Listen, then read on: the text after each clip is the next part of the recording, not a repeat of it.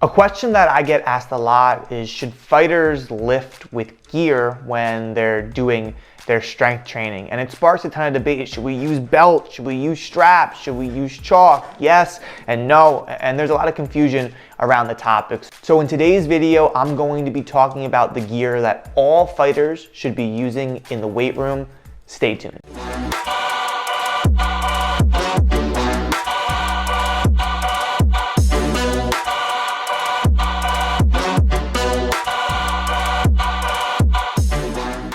What's going on? I'm Coach Adam. Welcome back to Counter-Strike, where our mission is fight science made simple. If you're new to the channel, we break down everything you need to know about strength, conditioning, and nutrition for combat athletes to help you just reach your greatest potential on and off the mat. So make sure, if you haven't already, subscribe to the channel, hit the notification bell so you don't miss out on anything that we're dropping on the channel. And if you're in a good mood today, feeling a little generous maybe, hit the like button. It helps us out a lot and I would really appreciate it. So in today's video, we are going to be talking about lifting gear for combat athletes. Should fighters be using lifting gear? And if so, what gear should they be using? It's kind of wild to me that it sparks so much debate and so much conversation. And like I said earlier, I get asked a lot, like, Coach, should I be using a belt? Should I be using straps? Should I be using chalk? So I thought, so many people are asking me about this on Instagram and in our own coaching program. How about I just make a video about it? So I'm gonna be breaking down 4 pieces of gear, pieces of equipment that I really think most fighters should be using at some point in their career in the weight room. It's gonna help make you stronger, help make you more powerful, and most importantly, it's gonna help you prevent injury, which is the most important thing. And as a strength and conditioning coach, that's my #1 goal. I don't care how strong or how powerful you are. If you're hurt and injured in the process, then I'm failing at my job. The first piece of gear that we're gonna be talking about, it's one of my favorites, and it's something I think every single fighter should be using. It's the wrist wrap. Okay, so the wrist wrap is a really incredible tool for fighters. Basically what it does, it provides stability and support around the wrist. So for a lot of fighters, myself included, I'm just gonna open this here, we struggle a lot with wrist injuries. Maybe we're striking and we're throwing hook punches, or we're landing with punches and our wrists, maybe we don't wrap our hands properly, or we just produce so much force that our wrist gets irritated. Or maybe in jiu-jitsu or wrestling, we land wrong, or we get put into a wrist lock, something like that. Our wrists are something that irritate us quite a lot, and something like the wrist strap can provide a lot of support. And it's really simple. You just wrap it around your thumb, wrap it around your wrist a couple times, get some good tension, and hit the Velcro, and it keeps your wrist in line. It prevents a lot of the movement that occurs in the wrist. Now, this can be really beneficial in movements like bench pressing or overhead pressing, where as the weight increases, it's going to cause our wrist to extend, and then we end up performing the exercise with poor form. So the wrist strap can actually keep our wrist rigid and keep it in line. So when we're pressing, as we increase the weight, our form isn't going to be compromised. The other area that I love to use the wrist strap is anytime that I am going to extend my wrist because it causes a little bit of pain. Maybe I'm front squatting, maybe I'm goblet squatting. I like to throw the wrist strap on because, again, it'll just restrict that motion and it will give me a little bit more stability so I can do something like a front squat without pain. This is really important because I love front squatting. I love doing things like goblet squats. They're just positions that I'm in the weight room that are really important for my strength, my power, my injury prevention, and without a wrist strap, I'm not going to be able to perform them confidently, and it may make my injury worse. But a lot of times too, like my left wrist is the wrist that bothers me a lot. My right wrist doesn't really bother me at all. So sometimes I'll just throw on my left wrist strap if I'm doing like a front squat or a goblet squat, or maybe if I'm cleaning too, and I'll just have a strap on my left wrist to provide that little bit of extra support so my movements aren't limited. I can still progress in my strength training, but I don't have to worry about further injury of my wrist. Wrist straps are a very important tool to use just for that wrist stability, but another piece of gear or equipment that I think is really important, every single combat athlete should be using it in some capacity in the weight room, is chalk.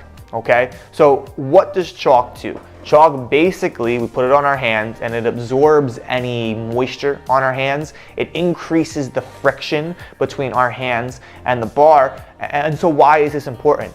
If you're anything like me, your hands sweat a lot. Like my hands get pretty clammy. It's kind of gross. So when I'm doing anything where I'm grabbing a bar, maybe it's a row or a clean, or I'm deadlifting, or even sometimes when I'm holding heavier dumbbells, my hands get pretty wet and the bar or the dumbbell is going to slip out of my hand, and now that moisture, it becomes a limiting factor in my ability to get stronger. I can't lift with the weight that I want to use because my hands are wet and moist, and so the bar is slipping. When I put something like a chalk on my hands, it absorbs the moisture, it increases friction, so now I don't have to worry about that. I can grab the bar, I can grab the dumbbells without the bar slipping out of my hands. Another reason chalk is super useful is maybe your hands don't get as wet as my hands do, but maybe your grip isn't that strong. Maybe your grip is a limiting factor when you're doing something like a deadlift or a row. So maybe you're holding the bar, but your hands just get fatigued, right? They're not slipping because of moisture, your hands just get fatigued. Well, chalk gives you that extra grip. It lets you hold a little bit longer, a little bit stronger, so maybe you can do more reps, maybe you can do a little bit heavier weight that maybe you weren't able to do without the chalk. Now, chalk is a really solid tool, but you just kind of have to be wary about the gym's rules. A lot of gyms don't allow chalk. A lot of gyms don't have chalk. So personally, I prefer regular chalk, like old school big block of square chalk, and you rub it on your hands. But my gym, they don't have any chalk, and chalk is a little bit messier to travel with. So if your gym doesn't allow chalk, or you don't want to travel with chalk because it's messy, or your gym just doesn't have it, liquid chalk, this is what I use, can be a great option. It's portable, it's not as messy as regular chalk. Most gyms that don't allow chalk are usually okay with using liquid chalk, and it's really simple to use. You just put a little bit on your hand, it's liquid, you rub it together, you let it dry for like 15 seconds, and then you're good to go. It does the exact same thing as regular chalk. So if you're a fighter that's struggling with the bar or a dumbbell, or even doing something like a pull-up or a hang, and your grip is slipping, you might want to check out some chalk. Now, the third piece of gear that I think all fighters should be using in some capacity in the weight room, and this is where the debate's gonna start, I can see it in the comment section now. It's the lifting strap. Okay, so what is a lifting strap? It's pretty simple. Anytime that we're going to do a movement like a deadlift or a clean pull or a bent over row or a rack pull, a heavier pulling movement, even a shrug where our grip might fail, this is where the lifting strap comes into play. Basically, we wrap the strap around our wrist, then we can wrap the strap 1 or 2 times around the bar. What this is going to allow us to do is hold on to the bar tighter. So now let's say on a deadlift, I'm lifting heavier weight and my grip is typically failing. Now that grip isn't going to be as big of a factor because the strap is adding a little extra support. Now, there's a lot of controversy out there about using lifting straps, not just in the combat sport world, but in the lifting world in general. There are a lot of people that say, well, look, if your grip is failing, then you're probably using weight that's too heavy for you. You should use lower weight and you should work on improving your grip before you use heavier weight. And to that, I say, bullshit. If we're deadlifting, if we're clean pulling, if we're doing heavy barbell rows, the purpose of this is to get stronger. The purpose of this is to not improve my grip. It's a strength exercise. It's not a grip exercise. So if I'm deadlifting and I can deadlift, my body can deadlift heavier weight, but my grip is the only thing that's failing, then I'm going to use lifting straps to compensate for the lack of grip that I have so my body can get stronger. Now, this isn't an excuse to say that you shouldn't be working grip, because grip is very important, especially in sports like jiu-jitsu, wrestling, MMA, where you need to be grabbing, but gripping exercises are different from strength exercises. You should be training your strength and you should be training your grip separately. If you're doing heavy deadlifts, heavy bent over rows, heavy rack pulls, you're not grip training your strength training. And if your grip is failing, then maybe as an accessory, you might want to do some carries, you might want to do some hangs, you might want to do some wrist rollers and start improving your grip.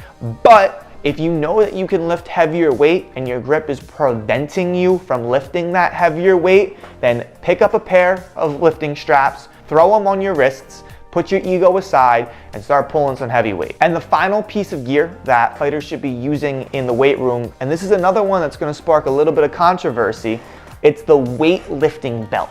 Okay, is the weightlifting belt. Now, I want to preface this by saying that a weightlifting belt should only be used by intermediate or advanced lifters.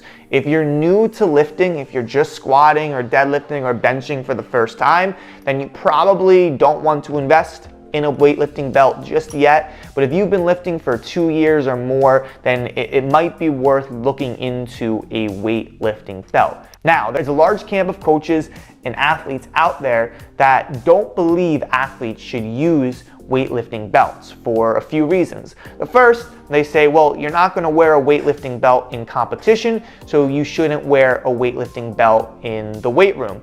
They also say that you should learn how to brace naturally, and the weightlifting belt acts as a crutch. Now, these are some valid points, but I'm going to provide a counter argument why I think athletes should be using a weightlifting belt.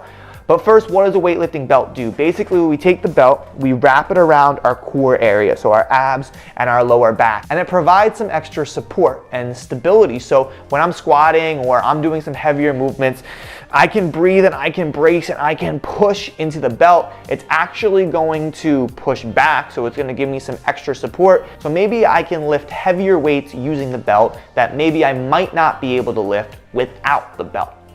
So why do I think fighters should use weightlifting belts?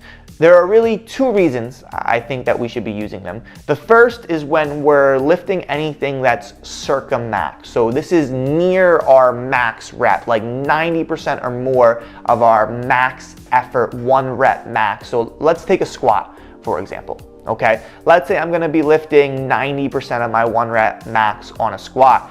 If we understand the intention behind lifting this, it's to get stronger. It's to increase the amount of force that I can produce. It's not necessarily to learn how to brace. Bracing is very important, and I think all athletes should learn how to do it properly, but we should learn how to do this with different drills or lighter weights. But if I'm gonna be doing something at 90% of my 1 rep max, almost as heavy as I can go, the risk for injury here is higher. This is where our technique breaks down the most. By using something like a weightlifting belt, this is going to reduce my chances for injury at this higher weight, and it's going to allow me to feel more confident in pushing that weight. Now, I'm not telling you to go ahead and use a weightlifting belt for every single exercise. Don't be that guy that's just curling in the squat rack, wearing a weightlifting belt. Don't do that. And I don't recommend using a weightlifting belt for anything less than 90% of your 1 rep max. But when our intention is to pull this circa max, this near max weight, I'd rather reduce the risk for injury as much as possible and still get that adaptation, still teach my athletes how to produce that large amount of force. The second reason I like fighters to use a weightlifting belt at times is for when maybe they get a little bit beat up from training. You know, especially MMA athletes, we have a lot of different sports, a lot of volumes, a lot of intensities of training throughout the week. So maybe we sparred a little bit harder. Maybe I got put in an awkward position in jiu-jitsu. Maybe my back's bothering me. Maybe I'm just a little bit more beat up or injured in general. I don't want a fighter to skip out on their lift for that day. So using a weightlifting belt in certain movements might be a good tool to kind of supplement. Maybe I'm a little bit more beat up, so I'm gonna wear the belt today. I'm gonna still get my lift in. It's not gonna be ideal, but it's better than nothing. And when I'm back to 100% or close to that, then I don't need to use the belt as much. Again, the belt's a tool, like everything that we talked about, it has a purpose. If we're using it for a specific reason, and the reason is valid, then it's a tool that we should use. But again, you should be an advanced lifter, you should be lifting heavier weights. It should really only come into play when we're lifting close to our max or if we're already a little bit beat up. So there you go, my 4 recommendations for gear that fighters should use in the weight room. Now, are there other pieces of gear out there? 100%. These are 4 that I think most athletes should be using. I think that there are times when they're necessary, and I think that they can do a lot for an athlete's performance, but also can reduce their injury.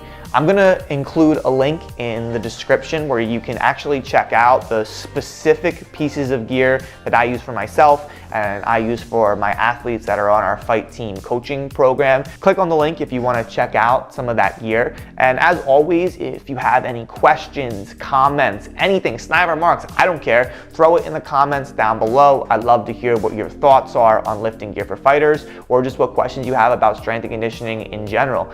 But that's all I got for you today. I'll see you next time.